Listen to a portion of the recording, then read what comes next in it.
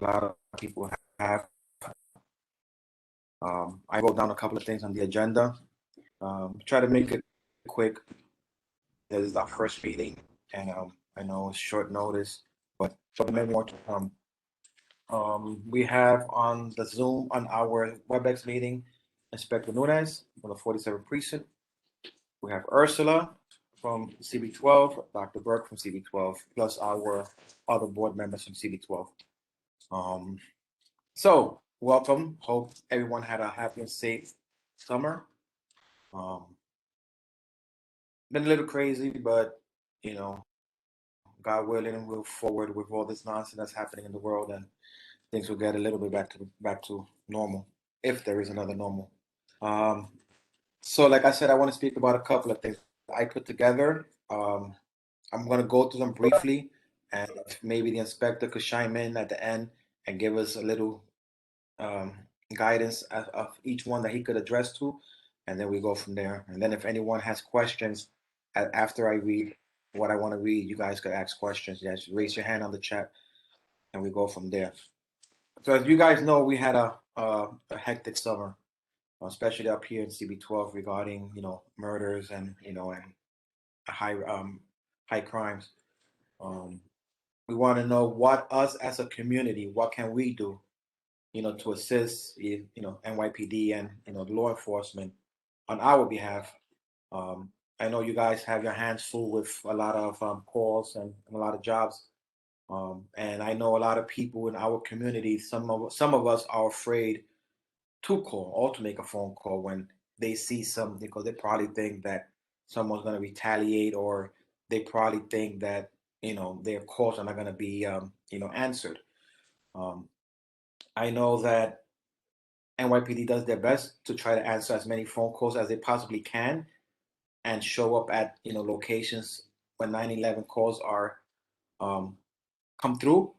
But you guys, I know don't have the capacity or the manpower to be everywhere once a person picks up a phone call. So, if you could chime in on that a little later, Inspector, regarding the spike in crime and killings and murders in our district. Um, Another issue that I think we spoke about when you inspected the speeding and the fake plates. Speeding has been always an issue up here, way before the Inspector Nunes came into the 4-7. We've always had issues with people speeding. DOT has made a big effort in installing speed cameras.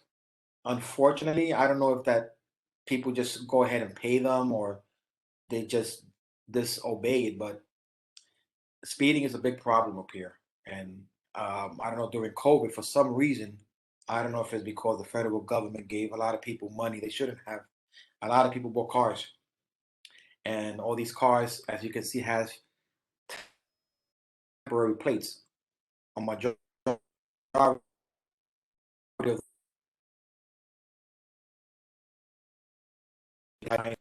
or my $40, and they give them these temporary jersey plates for a week or 2 or 3, and every expire they go out and get them.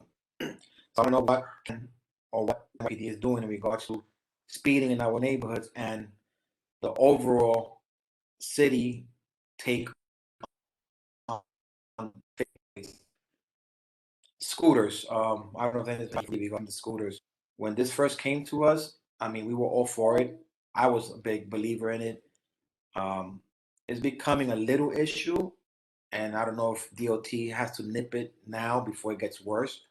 The issue I'm seeing with the scooters, again, it's a good thing. I see a lot of people use it, elderly people going from the train to up the hill on Plains Road from the Metro North. But what's happening and what I'm seeing is a lot of people are leaving them in the handicap access off the streets. So what's going to wind up happening eventually is someone, either a blind person or a person on a wheelchair, trying to access these handicap ramps are not going to be able to, and they're going to have an accident. And that's where the lawsuit is going to start coming in.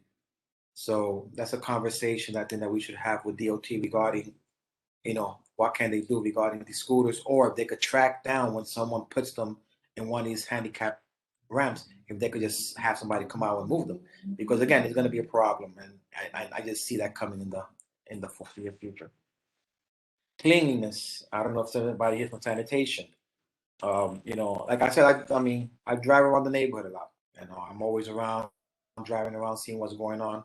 My wife, she says that I'm a cop because I'm always driving around, seeing what's going on in our neighborhoods.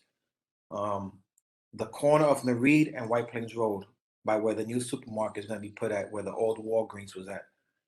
That area there, I don't know if it's because the way the wind blows, but that area is disgusting.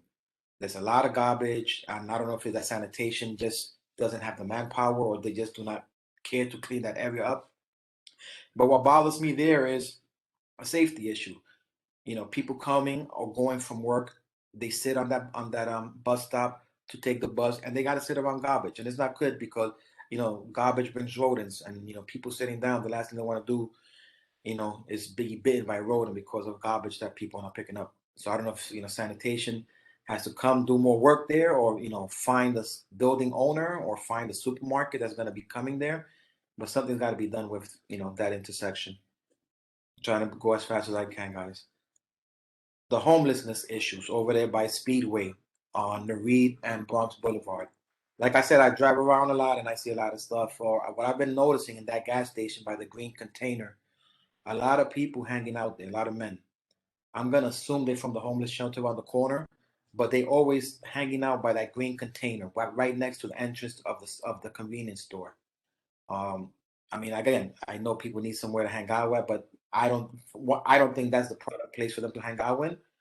And it's kind of a scary situation. I mean, me personally, I will not send my kids to that store to go buy anything if I lived in that area just because of that.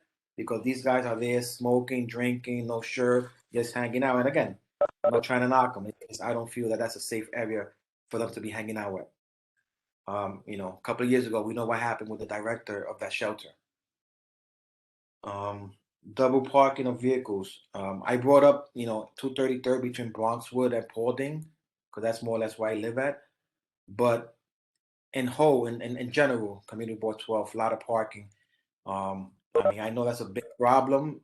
I don't know if that's a DOT or NYPD issue, but people, we got to give summonses to these car owners like that. They know that you cannot just double park because that causes trouble, traffic issues amongst people. Because you tell a person, oh, you can't park there.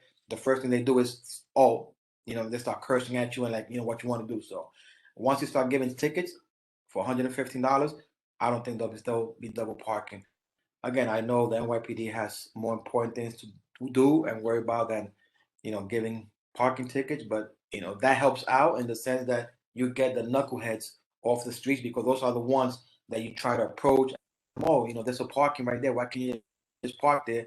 And they come out there. They'll come out their face like, oh, what you want to do, and blah blah blah. Do what I want to do. So there goes you try to be a good neighbor and stuff, and you're gonna get your butt beat.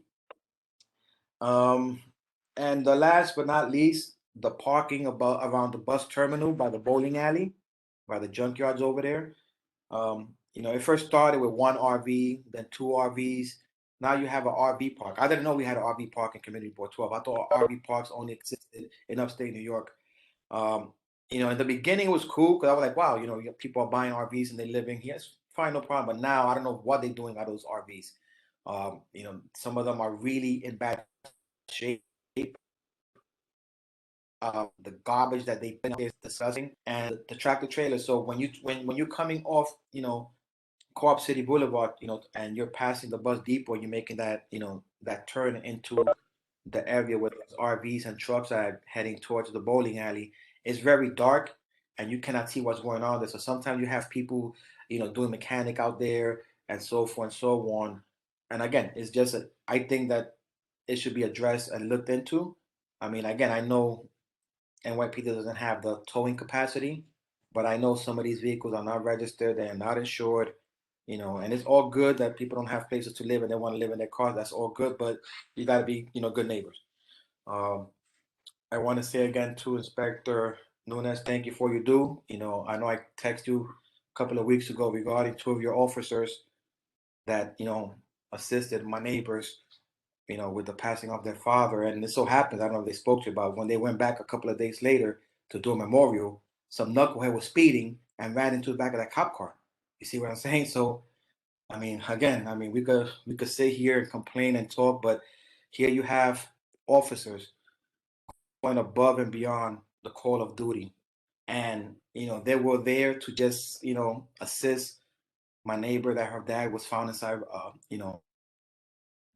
his truck on Webster Avenue by and these two officers, they went there a couple of days later, to escort my neighbor to put a memorial. And as soon as they parked, some knucklehead speeding ran right in back into the guy's patrol car, and I think he hit a pedestrian. So, again, I know that NYPD does a lot. We complain when they do bad, but we do not acknowledge when they do good. So we have to also, keep that into consideration.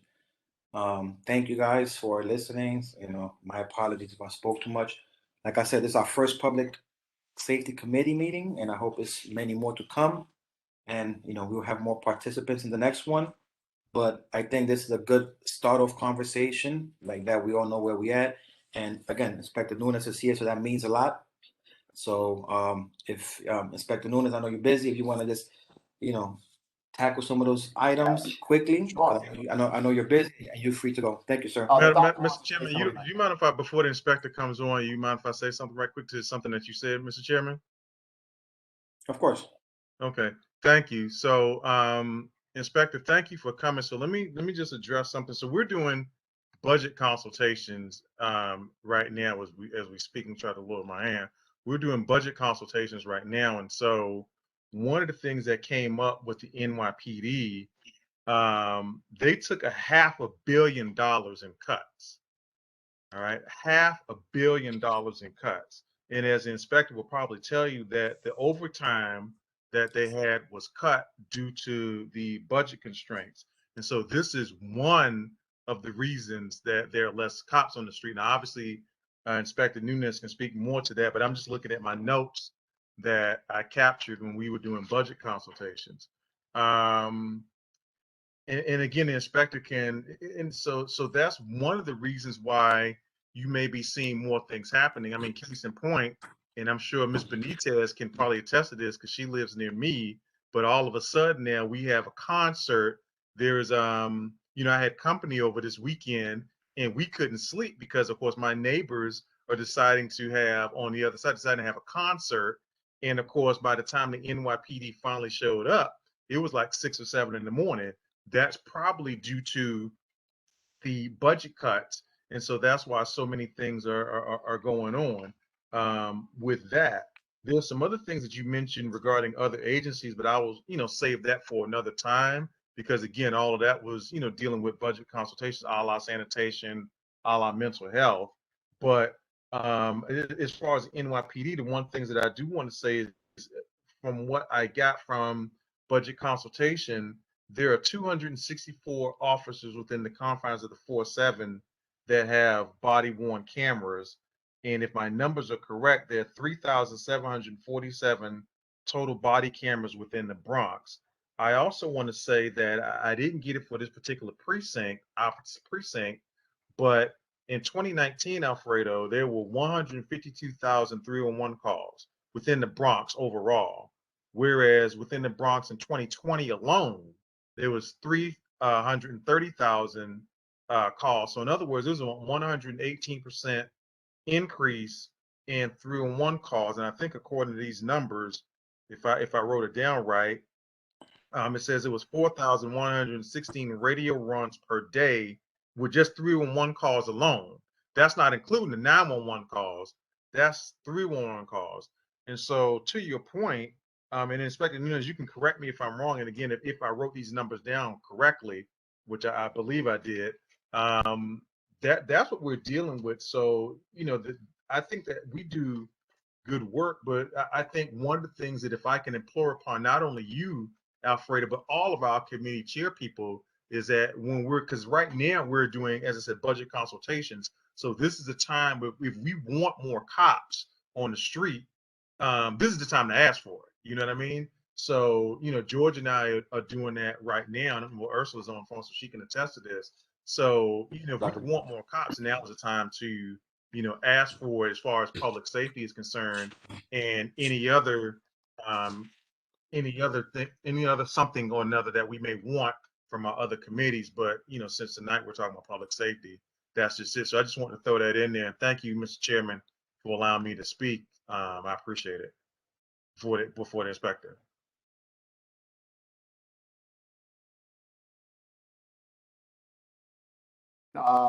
Yeah, I'll address I'll go down the agenda, and just so we hit all the points in the agenda. I hear, a lot of the things that Alfredo said and Dr. Burke said. I'm going to just reiterate, but just in more detail. Good evening, everybody, by the way. So regarding speeding, year to date, we've issued 4,677 speeding summonses. That's just in the 4-7. So people keep speeding. It's not for lack of enforcement. We have a traffic unit that's comprised of a sergeant and about 10 police officers. That's all they do is traffic enforcement. They don't answer 911 calls. They don't answer 311 calls. They go out there and they issue safety related moving violations. They don't do parking summonses. They don't do equipment summonses, like if your tail light is out. They do speeders, fail to yield to pedestrian, all those safety related violations. And they're responsible for a bulk of those summonses. But again, 4,677 speeding summonses. That's just speeders, not all moving violations. 33 of those, if you're interested, were issued to motorcycles. That's a low number, and typically it's because motorcycles, it's very difficult to catch them. We're not allowed to pursue them. So we have to be very careful with stopping motorcycles. There's a lot of tactics that get involved with stopping a motorcycle. Obviously, they're a lot more maneuverable than vehicles. But I think as far as enforcement for speeding, we're doing fine. Fake plates. So up until about a week ago, 2 weeks ago, I had a unit that was primarily focused on temporary plates. I had to refocus them on something else because of the violence. But year to date, I believe we have about anywhere between 40 and 50. I don't have an exact number for you. We have about 40 or 50 arrests for forged plates. Unfortunately, forged plate, it's a very low level offense. So they basically, we actually have to release them with a desk appearance ticket from the station house because of the Criminal Justice Reform Act, where in years past, we could just put them through the system and they would spend at least 24 hours and face a judge in the system. But because it's one of the offenses where we're mandated to give a desk appearance ticket, we have to give a desk appearance ticket because it's a low level offense.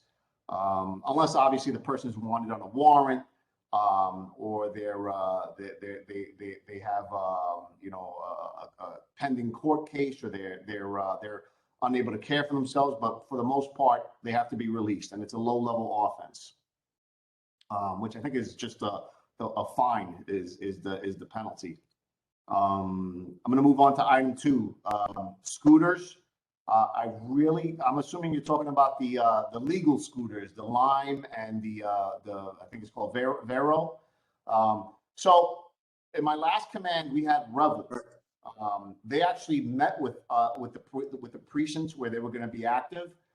So I had a contact with them. So when I got complaints from the community, we would actually, or if I saw that they were being driven recklessly, for example, before I got transferred here, I saw that the scooters were being used for recreational purposes. I saw people pack riding on the scooters and trying to, do spin outs on the scooters. We actually would contact the representative who was pretty high up in Revel. I don't have any contacts with these 2 pilot program scooters in the 4-7. They never met with me. I don't think they met with any of the precincts, but definitely not with me. That was all done through the mayor's office and the chief of transportation. I never had a representative reach out to either myself or the community affairs officers. So unfortunately, I don't have an avenue to bring the community complaints about these scooters, unlike how I did with Revel in my last command. Item 3, spike in killings in Community Board 12. It's been a very, very violent year, very violent. We're up 38% in shootings. We're up, 4 homicides or 44%. Just today, I had a 14-year-old shot in the ankle walking home from school on 228 and White Plains Road in broad daylight. Thank God he was only shot in the ankle. On my way there, I saw packs of students walking from Bronxwood and Barnes towards White Plains Road to catch the subway on White Plains Road and the bus. I was just thanking God that we didn't have more juveniles hit. This was an innocent bystander. He wasn't some 14-year-old gangbanger that was, in the business. He was just walking home from school. And those are the shootings that really, really concern not only myself, the police officers here, when it's an innocent bystander just going about their daily business. So, and unfortunately, the more shootings you have, statistically, the higher the probability that an innocent bystander is going to get struck. So that kind of correlates with what Dr. Burke and Alfredo were talking about with the strain put on the police department and the response times. And I say this at meetings. I always try to educate everyone because I don't want anyone to think that the precinct's is ignoring the community. It's just we're under an incredible strain with the violence. Just one shooting, and I'll just take the one that happened this afternoon on 228th Street and White Plains Road. That knocked out 3 radio cars. There was 2 at the crime scene. 4 radio cars, 2 at the crime scene, 1 at the hospital with the victim, and then 1 had to respond to a location, a library on Lowery Place, where we thought that the perpetrators fled to. When those radio cars get knocked out of service, they're knocked out of service for a couple of hours sitting on that crime scene. And those 911 calls keep coming in, and that's why we are suffering from extended response times, not only for 911s, but for 311 calls. That is the violence taxes precinct resources. Gun violence taxes precinct resources. And unfortunately, the 911 calls get backlogged, and we see that a lot. Add to that the size of the precinct. I am down 14 police officers, by the way. So we're hopefully we get more police officers from the next academy class. We did get 37 new police officers that graduated from the police academy this year. So that helped out a lot. But we're still down. We're still down a little. Inspector, can you repeat that number, please? How many did we get from the last class, please? Not the last class. So 3 classes graduated. There was one in December of last year. They arrived here about January. So that was we got 23 from that class, and then we got 14 in a class that graduated in, I believe it was April. And then there was another class. So that's 37 total. And there was another academy class that graduated in June. They kind of stagger them. The academy class that arrived in June, we didn't get any. But I really couldn't complain much because I got 37 from the last 2 total. But we are down. A lot of times, what happens is we'll get police officers transferred in, but then we might lose some to retirements and promotions. Obviously, Officer Hyman was one of them. She got promoted. But typically what happens, I'll just take sergeants, for example. Last time they promoted sergeants, I received 3 sergeants, but then within a week, I lost 3 to transfers and promotions. So it was just it was a wash. So those are some of the struggles that we deal with. Unfortunately, the police department is it's an organization just like many others. You got retirements, transfers, promotions, and there's always a shuffling of people that go on. I think we're well staffed now. I don't think it's not a dire situation, but we are down 14 police officers for the record. I'm gonna move on to item 5. The homeless man hanging out in the gas station, Bronx Boulevard. I'm assuming that's near 4380 Bronx Boulevard, the shelter, that gas station. Yeah, I mean that's that shelter does have DHS police coverage. They do make arrests. When they assault, actually, they just made an arrest a couple days ago for one of the males assaulted a social worker. I see arrests pretty much every week from that shelter. And we actually arrested a guy walking around with a machete. I don't think he lived in the shelter, but he was right by the shelter. His address came back to a different location, but it was right near the shelter, and he was just walking around with a machete. Someone called 911, and actually one of my patrol supervisor actually placed him under arrest with his driver. You know, the NCOs are aware of it, but it's a homeless shelter. It's not illegal to be homeless, as we all know. We can try to, police up some quality of life issues there. But as far as us, being able to clean up the homeless condition, homelessness, as well as vendors were two things that were taken away from the police department last year by the city council. So we no longer do vendor enforcement, and we no longer do homeless outreach. Those were taken away from us by the city council. But I'm still going to try to help, obviously the community out. If you got some quality of life issues over there, we can try to do something over there. But I just like to, preface it to let you know, we're not supposed to be doing any of those type of enforcements. But I'll do it for the community. I'll do what I can for the community. Item 6, double parking on 233rd Street between Bronxwood and Paulding. As soon as I saw that, I knew exactly what you were talking about. We've isolated it to a bar. There's a bar, there's a cigar place, and then there's a liquor store. In between there's a bar. I don't know the name. I believe the address is 938 East 233rd Street. I was driving home Sunday night, and I saw a bunch of double parked cars once again, and speakers. I sent my lieutenant out there to speak with the bar owner. He said it was a repass for a funeral. I'm not 100% sold on that, because they had huge speakers out and they were blasting music. So I don't know who celebrates a funeral that way. So I'm actually going to send the NCOs and my special operations lieutenant over there to talk to the owner. We have weak enforcement over there. We have 2 parking summonses for the whole year.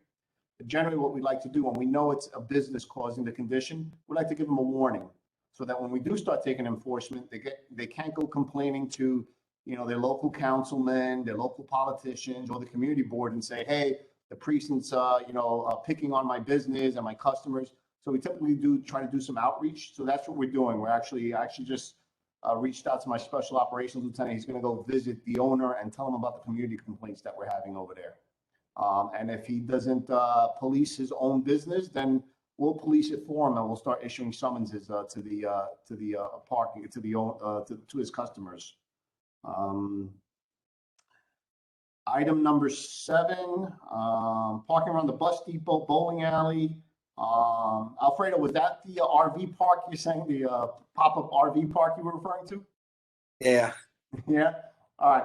So I'll tell you what complaints I've gotten about the bowling alley.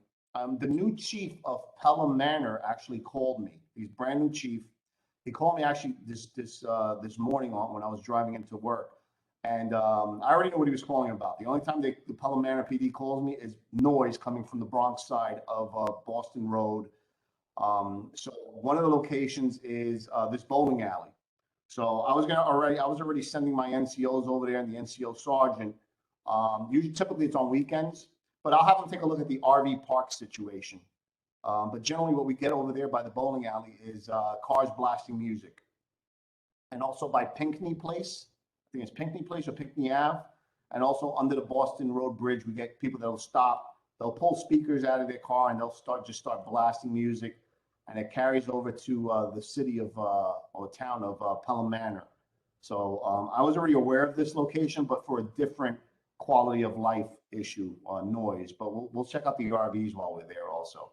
I just do want to tell you, if it's the parking lot of the bowling alley, which I assume it is, I had a similar incident with, I think it was a Best Buy in my last command, where it was a homeless encampment. If it's a private lot owned by a business, we actually have to have permission from the business to conduct any enforcement, like trespass or issue parking summonses. So just keep that in mind. I can't just go up there and kick them out because it is a private lot. So we would have to have the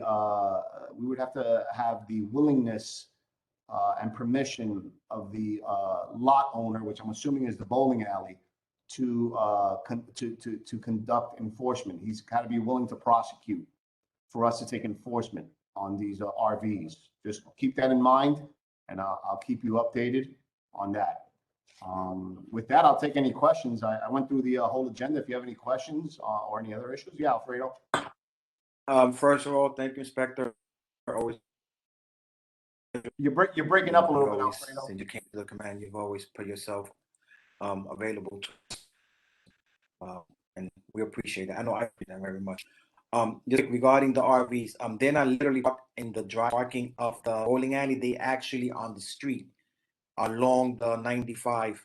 When I said the bus depot and the bowling alley, so if you're driving from Co-op City and you take the bus stop and you make that quick left, that is between the bowling alley and the bus like a bunch of where the tractor trailers park at and the RVs. So it's definitely not inside of the part of the bowling alley. But like you said, you look into it, and Yeah. if you see that's enforceable, then yeah, if they're on the street. Again, thank you for answering my concerns. I'll open the floor if anyone wants to raise their hand and ask the inspector a question regarding what we spoke about, or if they have a particular issue. Limited. But with a question is. What? Hi, Inspector. Hi, Mr. Chairman. Is it me or are you kind of breaking up? Yeah, he's breaking up. Yeah, it's kind of hard to hear you. Okay, I'm raising my hand. Hi, I'm Judith Benitez, and I run the Economic Development Committee. And it's good to see you. Nice to see you too. Yeah, in reference to my committee, we do a lot of the liquor license approvals.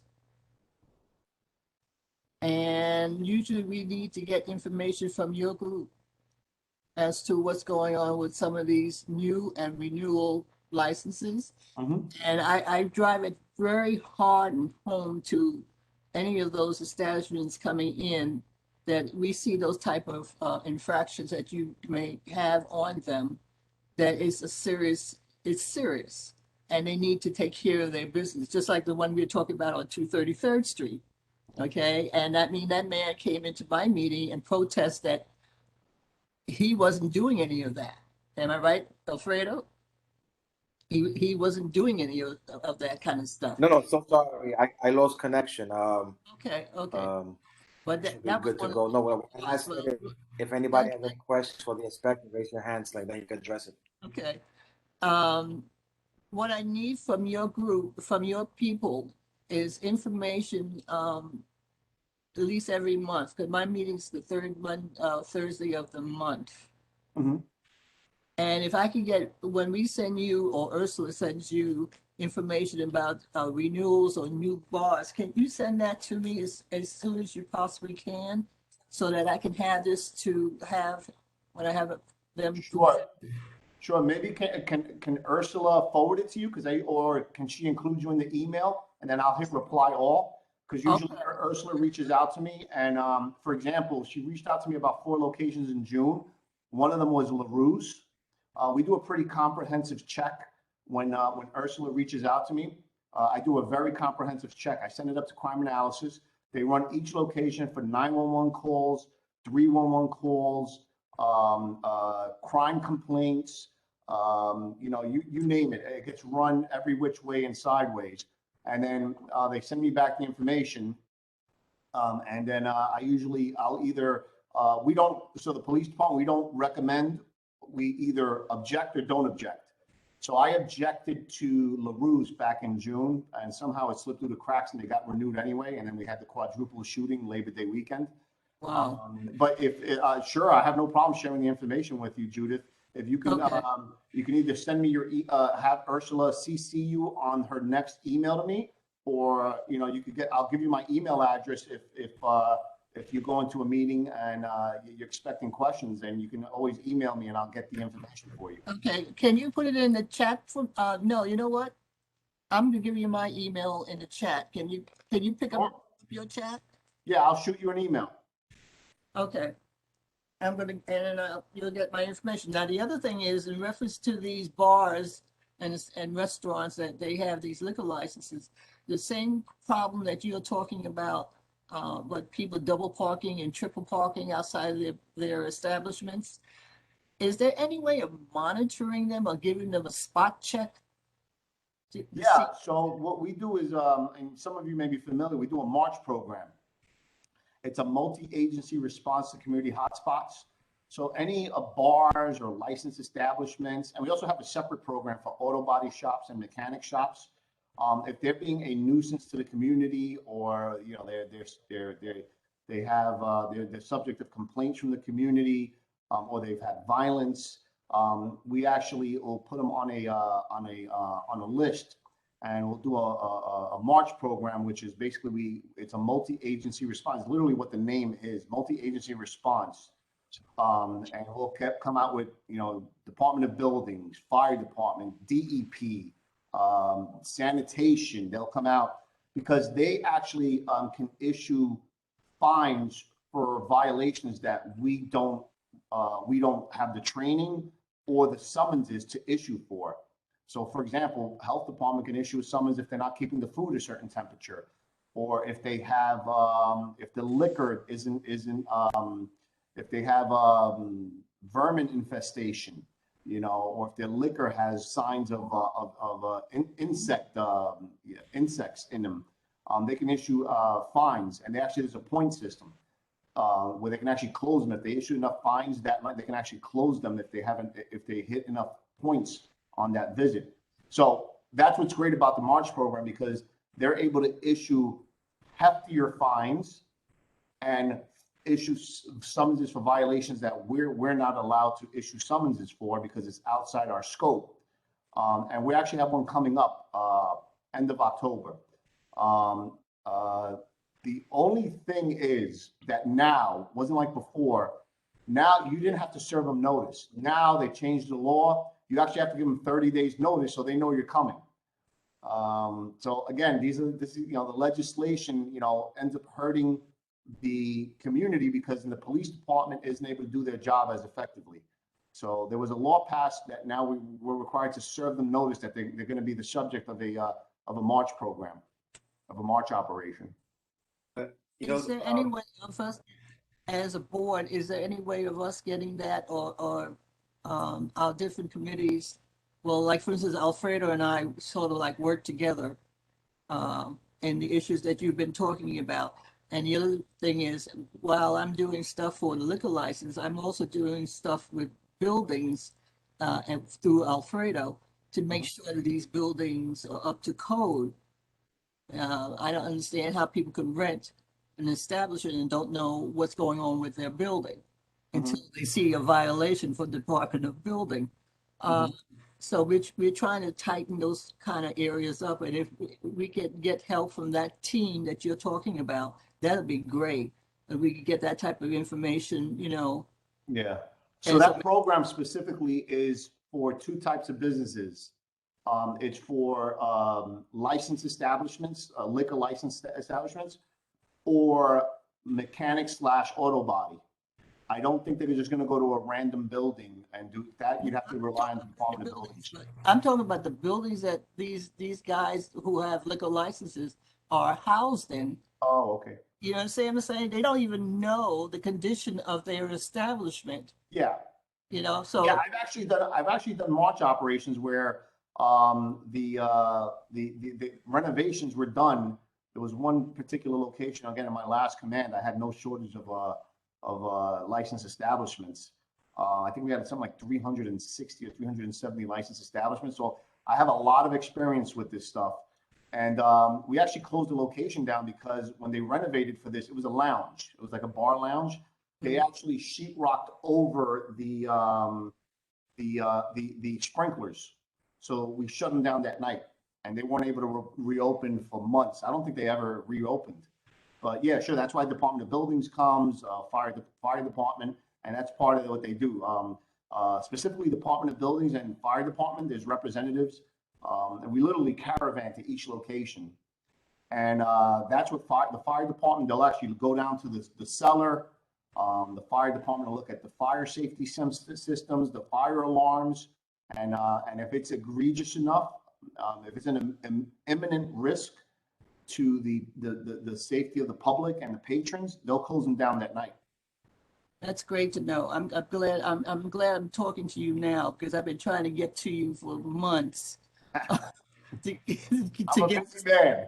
Yeah, so I'm glad I'm being able to talk to you about this. So, Yeah, like I said, we have an operation coming up in October, Right. by the third week of October.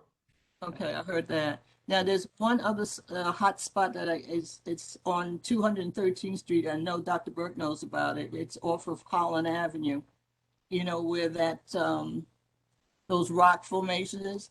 I'm very familiar with it. Going on there? It's like an auto repair shop in the street or a car wash in the street that you could barely pass through that to get to the next corner. Yeah. Wait a minute. You confused me. I thought you were talking about the illegal social club we have there. You 213th and Holland? Yeah. Okay. And you're saying it's a illegal car wash? It's Inspector, if you go down that block near that rock formation. Yeah. Well, there's like an empty lot. There's like an empty lot with a garage in the back. It's not, well, technically it's not empty. When I see the rock formation, I don't really think it's empty. It's just that they line themselves up against that wall, and anybody passing by who needs some work done on their car, or they need to have somebody wash their car, that is the block to go through. Okay. Yeah, I do have a light. I have a light tower over on 213 in Carlisle because we've had some violence there. And also we kicked out, we did a nuisance abatement at 3556 Holland. And what happened is they stopped partying there and they moved over to Carlisle. And so I moved the light tower there, but I'm gonna look into, that's just background information. Between and Carlisle Yeah. and 213th Street. Right. So it's 213th Street between Holland and Carlisle? Right, and it's also where you're talking about your hot lights. Uh-huh. You usually have it opposite the grocery store that's on that corner. Mm-hmm. Yeah, that's the block I'm talking about. Yeah, yeah. No, when you mention that location, what automatically comes to mind is the illegal social clubs that we have at that location. But the car wash, it may have flown under the radar because of the amount of shootings and the illegal social clubs. But I'll definitely have the NCOs and the NCO sergeant look into it. Yeah, because sometimes you all pass it and nothing happens. It's like an open market over there. Yeah, we'll go over there and we'll police it up. Okay, thank you so much, Yes, Inspector. Oh, I put my information in your chat. Did you see it? Yes, I got it now. Okay. I think we have Thank someone you, else. Inspector. Mildred Thanks, Cisneros. You have a question for the inspector, Ms. Cisneros? Yes, you can call me Mildred. Thank you, Mildred. Thank you for giving me the opportunity to ask a question. Inspector, what are the requirements for giving a summons or a ticket for loud music? I have some lovely neighbors that sell drugs. Their customers come by, double park, play loud music. I've called, the precinct, I've called 311. I've been dealing with them for a good 5 years now. Nothing has changed. I'm up to the point that I think I'm going to sell my house because it's just too much stress. It's not worth it. You're on Barnes Ave? No, I'm on Paulding Avenue between 221 and 222. Okay. Yeah, I remember you contacted the NCOs Yeah, have I've the NCOs contact- been able to help you? Nope, No? nope. Oh. I've contacted DEA. I've contacted ICE. Mhm. Okay, so regarding regarding the noise, is Yes. it coming from inside the location or a vehicle? It comes from inside, but it also comes out. One of them has a BMW, and what he does is that he'll park halfway onto the sidewalk and halfway onto the street. He'll Okay. open his car doors and he'll start playing music for hours. Okay. They You have ask, the address? Can you give me the address? I sure can. 3852 Paulding Avenue. 3852 Paulding? Yes. Okay. And if you could put your information in the chat so I could follow up with you or have like my lieutenant or sergeant follow up with you, you can send it to me I've done privately. that before, Inspector. When I attend the 47th precinct meetings, Mhm. I have given you my information. Mhm. And And they no didn't one has they didn't follow up with you? You didn't follow up with me. Right, but what I did is I forwarded your information. I'm going to follow up with you now, but I forwarded your information to the NCOs. Did they contact you? No. No? All right, well, that's a problem. 3852 Paulding, right? Yes, between 221 and 222. All right, so that's going to be, That's Paul and Ramirez. Bill, yeah, Hall and Ramirez. Okay, Yes. all right. All right. I apologize that it wasn't resolved. If you can send me your information, and I'll follow up with you on that. I promise. I promise. Okay. Thank you. Just background. If the noise is coming from a private location, if the noise is coming from a private residence, Yes. there's only so much we could do. We can't force our way in. We can knock on the door. We're not going to get a search warrant for noise complaints. Right. If they're selling drugs out of there, that I don't have access to undercovers. I'd have to refer that to narcotics. They'd have to step in an undercover officer there. He'd have to try to buy drugs from them. Sometimes these people are very hip to it. They only sell to people that they know because Yes. they've been busted before. So, I mean, I could be on the phone with you for about an hour telling you about all the challenges that result from dealing with a noise coming from a private residence or drug sales from a private residence. Right. And you gave me 3852 Paulding as a subject location, right? Correct. Is that a private house or is it a multifamily or a building? It's actually, well, it's a private house, and before they bought that house 5 years ago, it was a man, his wife, their son, and they had someone in the basement. Now there's about 20 adults and 5 kids living there. I've called 311 regarding, many people living there. I've called regarding garbage. They have like a huge grease stain in front of their house. Multiple people living there. 311 has never done anything. Department of Buildings, they come, and sometimes the women come out, they curse at them, they walk right out, they don't even bother coming into the residence. I think this past summer, I've called 911. They had a huge fight in their backyard, and the police was called twice. And they just stand in front of their gates and they refuse for the police officers to come into their property. Yeah, and that's unfortunately that's their legal right. They don't have to allow us in. Right. Yes. Yes. There are certain circumstances. I don't want to get too far into the weeds. If it's a private residence, but they're using a side lot or their backyard, but their gate is open, and it's open to the public, then there's a reduced expectation of privacy. Then we can enter, but only that backyard. We can't go inside the premises. But that's only if the gate's open and you can articulate that there's not an expectation of privacy because the driveway doors are open, the driveway gate is open. It gets very, very legally technical when it comes to a private residence.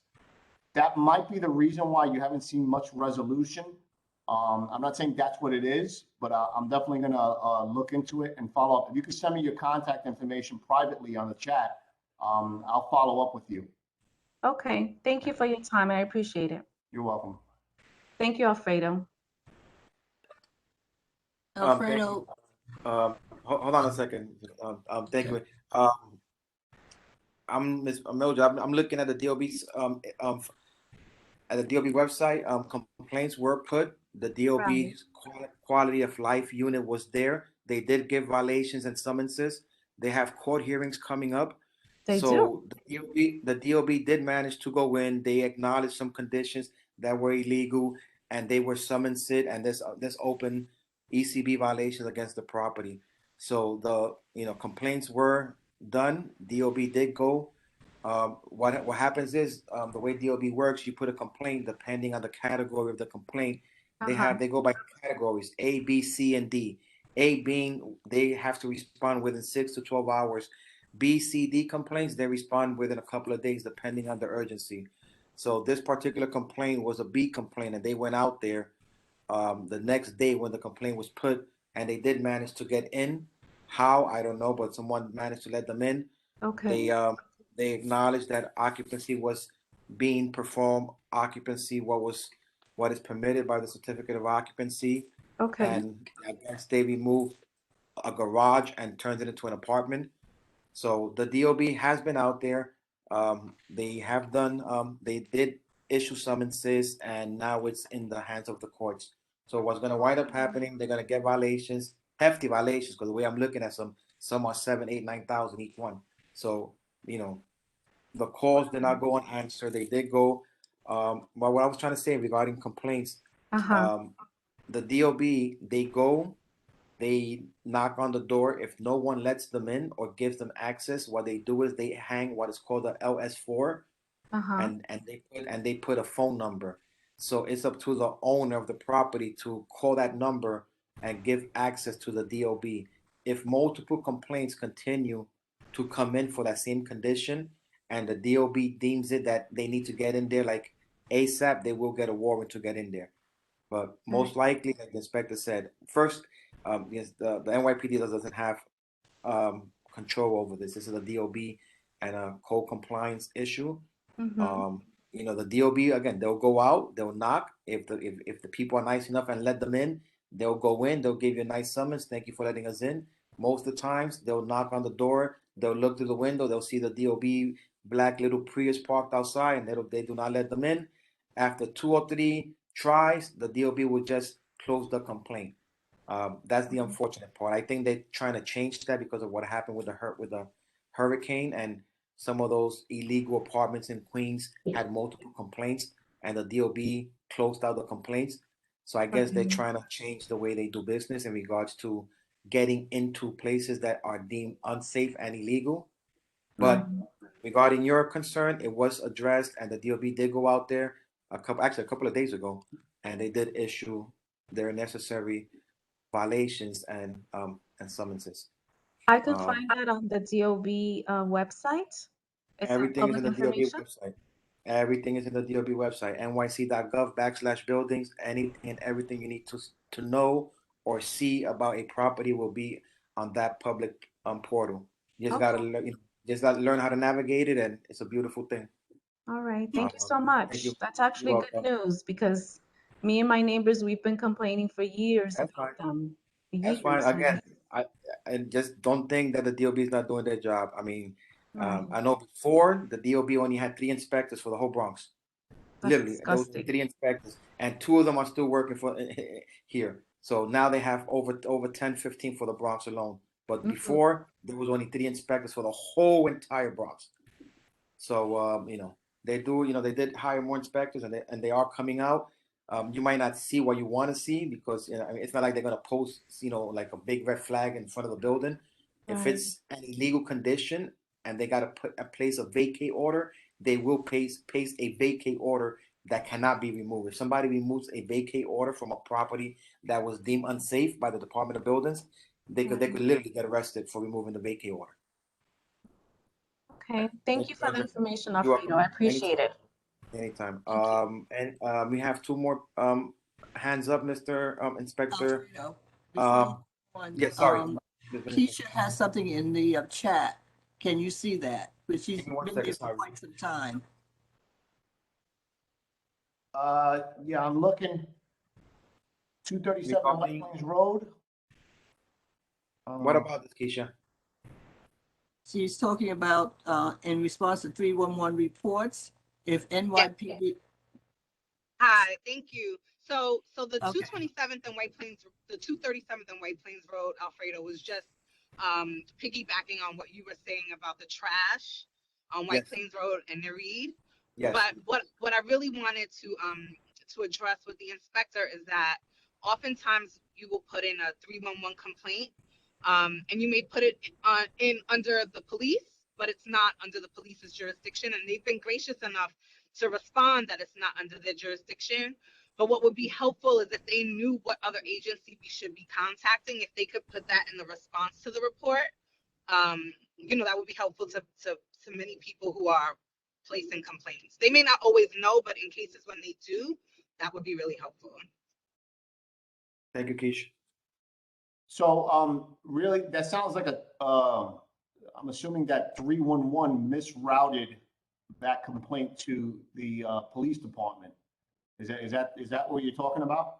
Yeah, no. So essentially, there was an issue on my street with people saving parking spaces with cones, traffic cones, and so I put in the complaint with the NYPD under like parking. There was nothing that really identified the complaint exactly. So I selected, from the drop down what closely, mirrored what my complaint was. But the response then came back that wasn't under the jurisdiction. So I reached out to George, and he told me that it was Department of Sanitation. But when NYPD is responding, not under the jurisdiction, if they knew it was sanitation, it would have been helpful to say that. Then I would have known who to address it with without having to make an additional call. So let me just get this right. The complaint is people holding parking spots with traffic cones?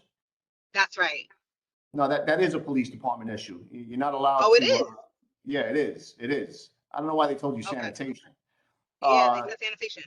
But and it's a chronic condition. I'm assuming they're doing it all the time. Every day and every night. 4200 block of Boyd Avenue. All right. Do you know which neighbor it is? Oh yeah. Okay. It's several. It's like the entire block. So the best way to deal with a chronic condition, I've said this at a lot of meetings, is go through your NCOs. Because the NCOs can have the time to address chronic condition. You call 311, you're getting a police car that's probably got he's in between 911 calls, he or she, or they, I should say, because there's 2 officers in every car. So you're getting a 911 radio car that's maybe just happened to come off a 911 call. And so they're starting to handle the 311 calls. 911 calls obviously get handled before 311 because they're a higher priority. So if it's a chronic condition where it's going to require a long-term resolution, this particular problem would probably be served by the NCOs knocking on these neighbors' doors and telling them, hey, cut it out. Otherwise, we're going to start issuing summonses. And usually that's enough for them to stop doing it. But when you call, perfect. Yeah. So do you know who your NCOs are? Have you been in contact with them about this issue? No, I haven't, but I will be tomorrow. Yeah, email them.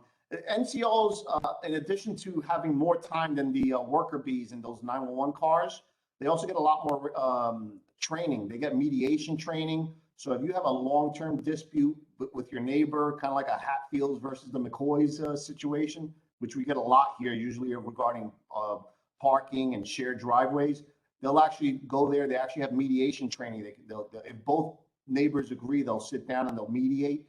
And we try to avoid enforcement in situations like that because we want to basically talk to people, give them, and usually that's enough to correct the situation.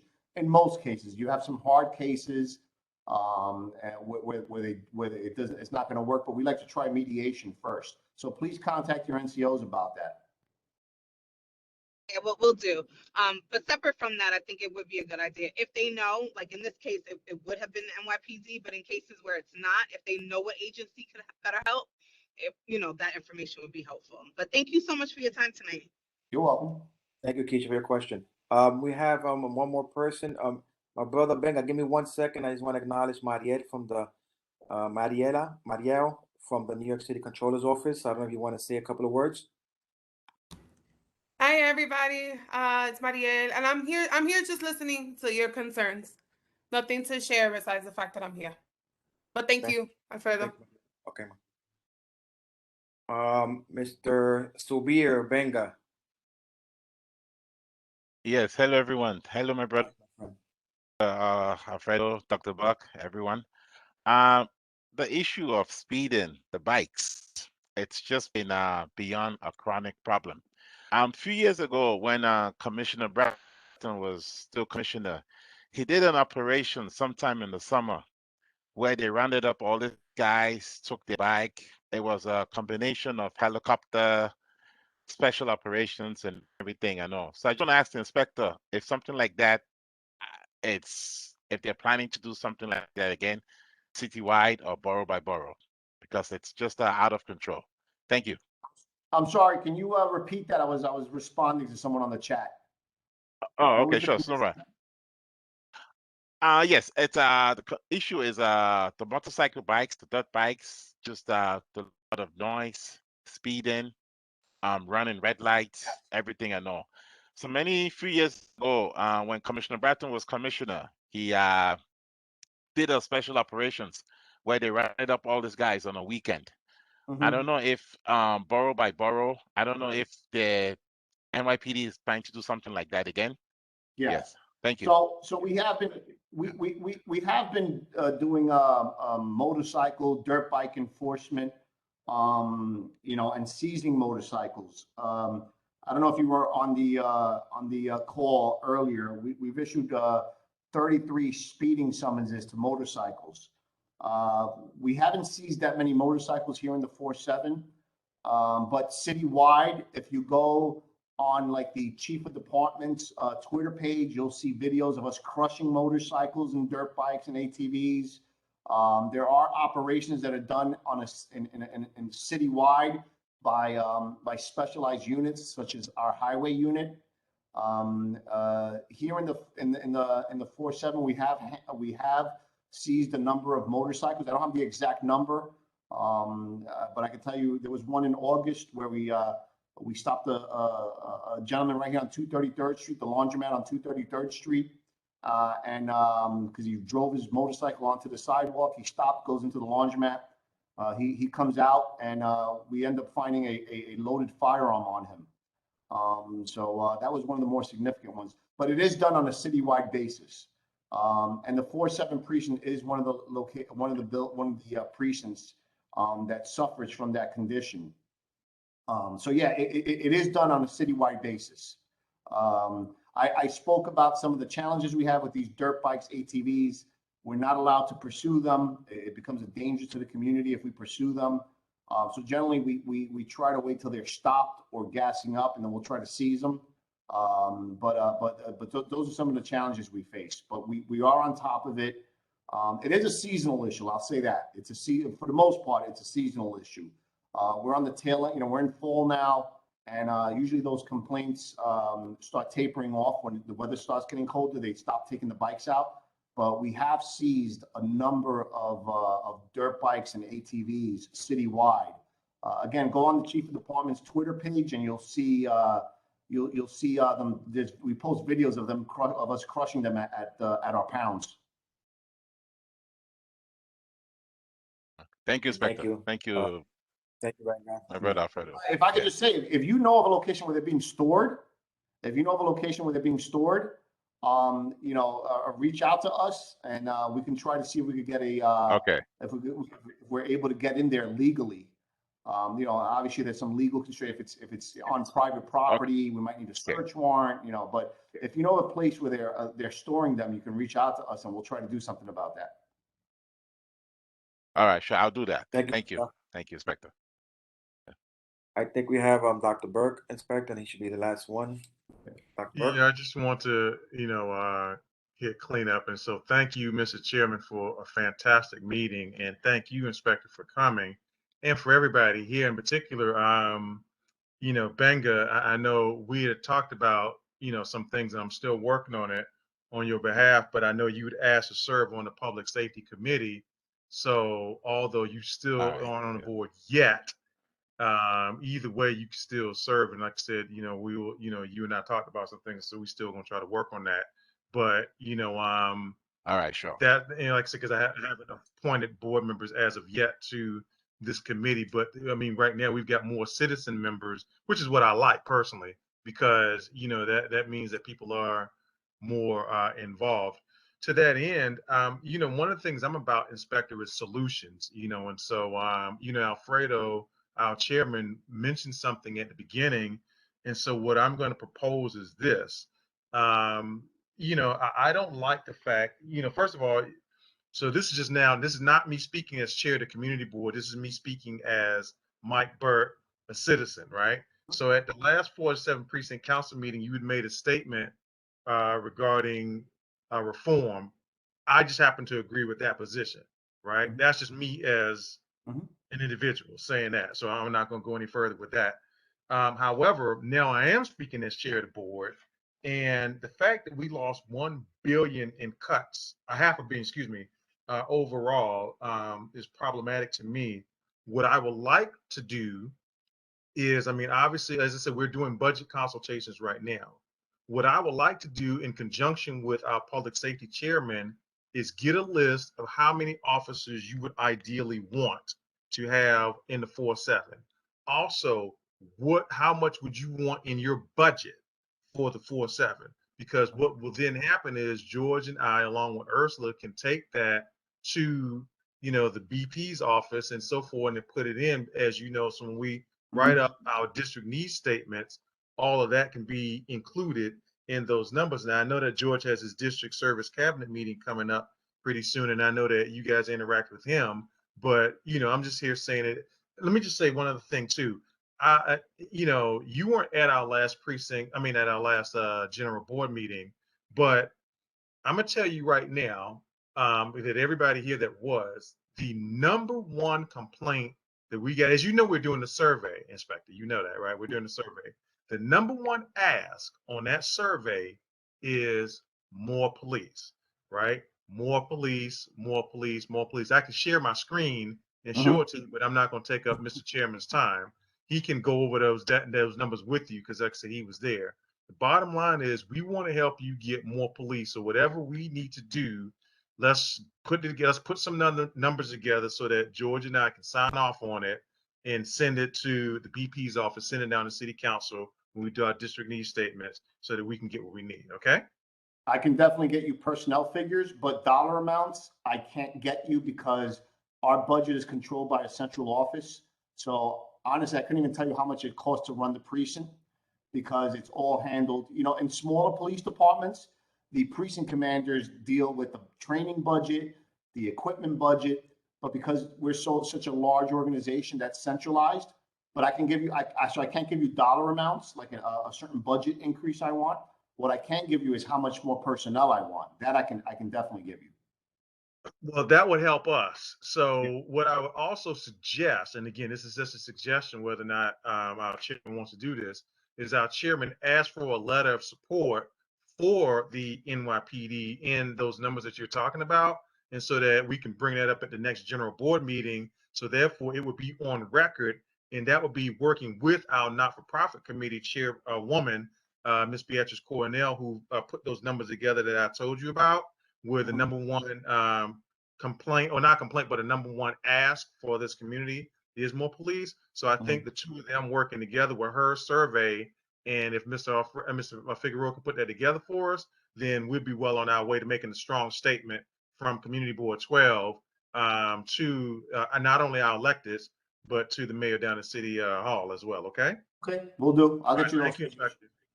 All right, thank you, sir. I could do that. I'll bring that up in the meeting. 100%. Mariel, you still there? Who? Alfredo, one last thing for Mario? one last thing for the inspector. Hold on, Ms. Benitez. Hold on. Maria, are you still there? Mariel? Yeah, I am. One of our board members, Ms. Carmen Ortiz, is asking if you could provide your information on the chat. Sure, Thank you. Ms. Benitez? no problem. Just one last thing. Last Thursday, Block A had their meeting the same night as the community board. Could we please change that? If it's showing up, Inspector, is it talking about, I guess the build the block meetings are falling Yeah. in the same day of the community? Yes. board? Yeah, Toba LaCrown reached out to me. And it was too late to reschedule that meeting, but meetings going forward are not going to occur on the same day as the community board. Is it the community board or district managed meeting? no, community board. The community board meeting, yeah, we already addressed that. It was just too late to reschedule that last meeting. Okay, thank you. All right. Again, Inspector, I appreciate you being here. Like I said, you've always made yourself available to us, and we really appreciate that. I know you're busy. You've been with us for a little over an hour, and that's more time than I wanted to take from you. But You guys, I you guys support us so much, so the least that that's you what know. we're here for. That's what we're here for. Whatever we can. I'm here to be responsive to you guys, and I appreciate for your support. And Mildred, I'm gonna get back to you, I swear, this time. Yeah, I think I told you my NCOs were gonna get back to you, but I'm gonna call you, definitely, I'm gonna call you back as soon as I got more information. Thank you, Okey-doke. Inspector. Thank you. So I think if anybody else has any other additional questions or concerns, I think we could wrap this up. Again, thank you. I think it was a productive meeting. Many to come. Thank you, Dr. Burke, for putting this together. No, you put this together. No. You put this together. So, thank you. Helped out, and we could try to get Benga and some other community residents on the committee. That would be beautiful. And I think that's it. Thank you, guys. Appreciate it. Be safe. Be well. Bye-bye, everybody. Thanks, Alfredo. Thank Take you, care. everybody. Stay safe. Be well. Thank you, Dr. Buck. Thank you, Brother Fiddle. Thank you. Bye-bye.